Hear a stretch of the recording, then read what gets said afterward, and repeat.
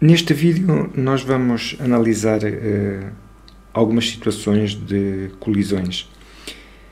Então, se olhares aqui para esta primeira figura, o que isto pretende representar é uma situação em que temos dois carros exatamente iguais, enfim, uma idealização teórica, que se deslocam a 50 km por hora cada um e que colidem frontalmente. E nós queremos comparar o efeito destes dois casos. O caso de cima foi o que agora disse, o caso de baixo é um carro igual aos dois de cima, que se desloca a 50 km por hora e embate contra uma parede que não se move, portanto que fica fixa. E o que eu te queria tentar mostrar aqui é que os três carros sofrem teoricamente o mesmo estrago.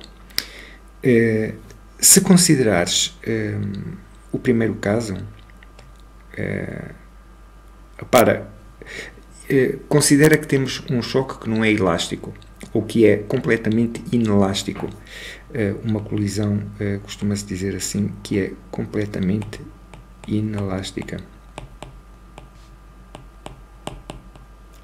Significa que os carros batem e ficam no sítio, não há ressalto. Se tu pensares, por exemplo, que os dois carros eram carros de borracha, eles batiam e depois tenderiam a afastar-se da zona de impacto. Ressaltavam, digamos assim. Isso seria se não houvesse perda de energia nenhuma, seria uma colisão elástica. Aqui nós vamos considerar que a colisão é completamente inelástica, ou seja, os carros batem e ficam colados, não há esse tal ressalto. A primeira coisa que eu te posso dizer é que, por uma questão de simetria, tem sentido pensar assim: nem o carro da esquerda passa para a direita desta linha, nem o carro da direita passa para a esquerda desta linha. Porque, enfim, porque que haveriam de passar, dada a situação de equilíbrio que há aqui, não é? Dado de um lado termos o mesmo para os efeitos que nos interessa que temos do outro lado, porque que um dos carros deveria passar para lá desta linha. Portanto, eles vão se deformar e vão ficar, digamos, deformados aqui, ok? Cada um do seu lado. Agora, outro aspecto que podemos ver é que a força que este carro exerce, que o carro da esquerda exerce no da direita, a força ao longo da deformação é a mesma que o carro da direita exerce no da esquerda. Isto também por questões de simetria. E por questões que têm a ver com a chamada terceira lei de Newton. Terceira lei.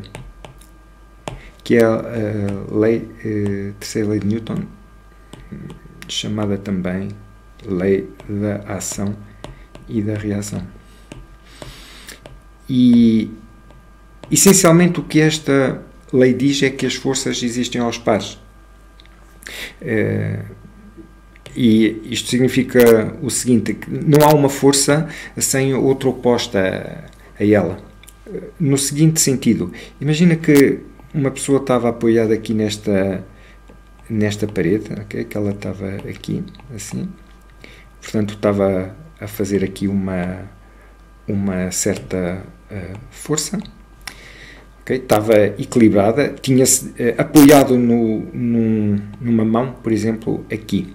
Portanto, se a parede cair, a pessoa também cai com ela. Até podemos desenhar a pessoa aqui, okay, com uma certa inclinação. Okay? Suponho que ela que está aqui assim a fazer força. E suponho que a pessoa faz uma força aqui de intensidade F. O que a terceira lei de Newton diz é que a pessoa está a receber uma força de sentido oposto e de intensidade igual. A parede não está a exercer sobre a pessoa uma força de intensidade nem maior nem menor do que esta F. Se quiseres pensar nisto por questões de simetria, podes pensar da seguinte forma. Imagina que estava um clone desta pessoa aqui deste lado, na mesma posição, a fazer a mesma força. Então, por uma questão de simetria, não é? Se os clones fossem exatamente iguais, porquê que um haveria de empurrar o outro? Porquê que o da direita haveria de empurrar o da esquerda, ou o da esquerda empurrar o que está à direita dele? Portanto, numa situação de equilíbrio, as forças têm intensidade igual, anulam-se. Portanto, o que a parede faz é substituir este clone que aqui está. Ela garante o mesmo equilíbrio à pessoa que está aqui deste lado, não é? Ela faz uma força sobre esta pessoa e ela eventualmente não se move porque tem aqui uma força contrária de atrito. Okay? Se a força que a pessoa faz ficar no limiar deste atrito, ou seja, se a pessoa aumentasse um pouco a força e a parede respondesse, se ela começasse a escorregar para este lado, se passasse esta força aqui, então, novamente, se tu imagina que o chão, que era um chão escorregadio e a pessoa não podia fazer muita força contra a parede, senão os pés deslizavam para este lado, neste sentido. Então, novamente, se imaginares um clone do outro lado, ele promove esse equilíbrio. E se a parede, a gente diz assim, então, mas se eu substituir o clone pela parede, como é que não sei que a força da parede é maior do que a do clone? Porque se fosse maior e esta pessoa aqui estivesse neste tal limiar, ela começava a escorregar para o outro lado. Está bem? Portanto, a parede fornece à pessoa, responde à pessoa exatamente com a força que a pessoa lhe aplica. Agora, se tu considerares o caso de cima destes dois carros, repara, o primeiro carro vem com uma energia cinética 1 meio de mv². E o que este carro faz, e ele deforma parte da sua frente, e enquanto deforma está-lhe a ser aplicada uma força, portanto, é-lhe aplicada uma força durante esta distância d.